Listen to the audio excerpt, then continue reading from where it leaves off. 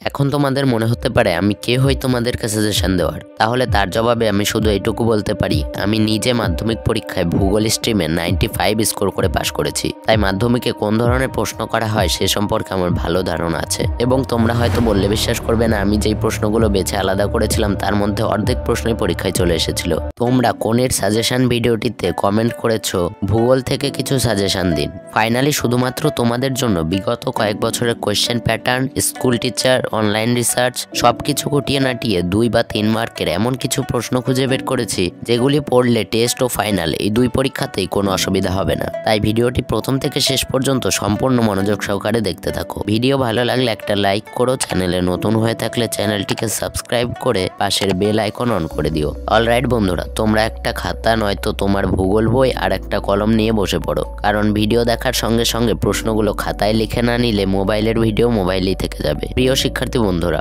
তোমরা হয়তো জানো মাধ্যমিকের লাস্ট ইয়ার যে প্রশ্ন এসে যায় সেটা সাধারণত তার পরের বছর রিপিট করা হয় না। তাই আমরা প্রথমে বিগত বছর অর্থাৎ 2024 সালে 2 বা 3 মার্কের কোন প্রশ্নগুলি করা হয়েছিল সেটা একবার দেখে নিই। তারপর আমরা 2025 সালের জন্য সবচেয়ে গুরুত্বপূর্ণ প্রশ্নগুলি দেখে নেব। বিগত বছরের 2 মার্কের প্রথম প্রশ্নটি হলো অগ্নি ভবনের সংজ্ঞা দাও, অথবা কার্যকরী সৌরবিকিরণ বলতে কি বোঝো। বেসিক্যালি 2 মার্কের মোট 12টি প্রশ্ন থাকে, তার মধ্যে 6টি প্রশ্নের উত্তর দিতে হয় আর প্রত্যেকটি প্রশ্নের সঙ্গে একটি করে অথবা দেওয়া থাকে। তারপর আপেক্ষিক আর্দ্রতার সংজ্ঞা দাও, অথবা অ্যাপোজি জোয়ার বলতে কি বোঝো। তারপর কঠিন বর্জ্য পদার্থের সংজ্ঞা দাও, অথবা বর্জ্যের পৃথকীকরণ কি। তারপর কয়াল বলতে কি বোঝো, অথবা কোন 2টি নদী মিলিত হয়ে গঙ্গা নদীর সৃষ্টি করেছে। তারপর বহুমুখী নদী পরিকল্পনার সংজ্ঞা দাও, অথবা শিকড় আলগা শিল্প বলতে কি বোঝো। তারপর দূর সংবেদনের সংজ্ঞা দাও, অথবা জিও স্টেশনারি উপগ্রহ বলতে কি বোঝো।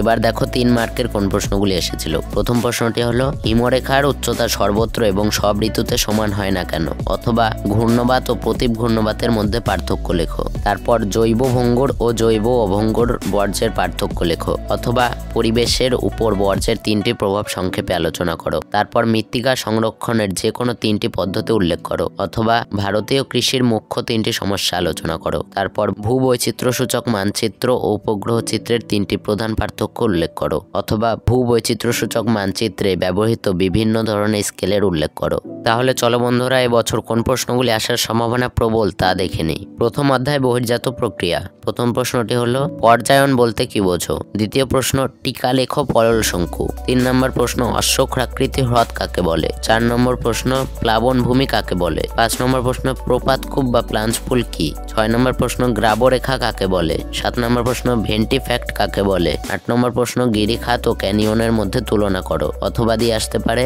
আই ও ভি আকৃতির নদী উপত্যকার মধ্যে তুলনা করো। 9 নম্বর প্রশ্ন নদী উপত্যকা ইংরেজি আই ও ভি আকৃতির হয় কিন্তু হিমবাহ উপত্যকা ইউ আকৃতির হয়, কারণ ব্যাখ্যা করো। 10 নম্বর প্রশ্ন ড্রামলিন ও বারখানের মধ্যে পার্থক্য লেখো। দ্বিতীয় অধ্যায় বায়ুমণ্ডল। প্রথম প্রশ্ন সমষ্ণ রেখা কাকে বলে। 2 নম্বর প্রশ্ন অ্যালবেডো কাকে বলে। 3 নম্বর প্রশ্ন সমচাপ রেখা কাকে বলে, এর বৈশিষ্ট্যগুলি লেখো। 4 নম্বর প্রশ্ন ফেরেলের সূত্রটি লেখো। 5 নম্বর প্রশ্ন আইটিসিজেড কাকে বলে। 6 নম্বর প্রশ্ন অশ্ব অক্ষাংশ কাকে বলে। 7 নম্বর প্রশ্ন অধক্ষেপণ কাকে বলে। 8 নম্বর প্রশ্ন বৈপরীত্য উত্তাপ কাকে বলে, অথবা দিয়ে আসতে পারে বৈপরীত্য উত্তাপের কারণ কি। 9 নম্বর প্রশ্ন সমুদ্র বায়ু ও স্থলবায়ুর মধ্যে পার্থক্য লেখো। 10 নম্বর প্রশ্ন বৃষ্টির ছায়া অঞ্চল বলতে কি বোঝো, অথবা দিয়ে আসতে পারে কেন অনুবাদ ঢালে বৃষ্টির ছায়া অঞ্চল তৈরি হয়। আবার অথবা দিয়ে আসতে পারে অনুবাদ ঢালে কম বৃষ্টিপাত হয় কেন। তৃতীয় অধ্যায় বাড়িমণ্ডল। প্রথম প্রশ্ন শৈবাল সাগর বা সার্গাস সমুদ্র কাকে বলে। দ্বিতীয় প্রশ্ন সমুদ্র স্রোত কাকে বলে। 3 নম্বর প্রশ্ন হিমশৈল কি।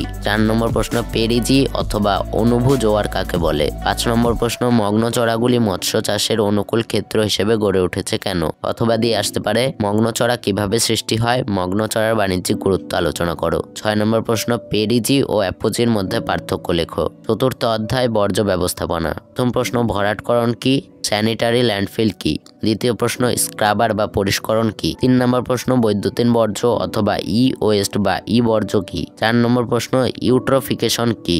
এই ছিল আজকের সবচেয়ে গুরুত্বপূর্ণ কিছু প্রশ্ন। এই প্রশ্নগুলির একদম সহজ উত্তর পেতে আমাদের টেলিগ্রাম চ্যানেল জয়েন করতে একদমই ভুলবে না। আর হ্যাঁ, তোমরা যদি এখনো ইতিহাস অথবা কোনির সাজেশনের ভিডিওগুলি না দেখে থাকো তাহলে এখানে ক্লিক করে অবশ্যই ভিডিওগুলি দেখে নাও। ভিডিওটি ভালো লাগলে একটি লাইক ও চ্যানেলটিকে সাবস্ক্রাইব করে বন্ধুদের মধ্যে ভিডিওটি শেয়ার করে দাও। আজকের মতো এই পর্যন্তই, দেখা হবে অন্য ভিডিওতে। Bye bye.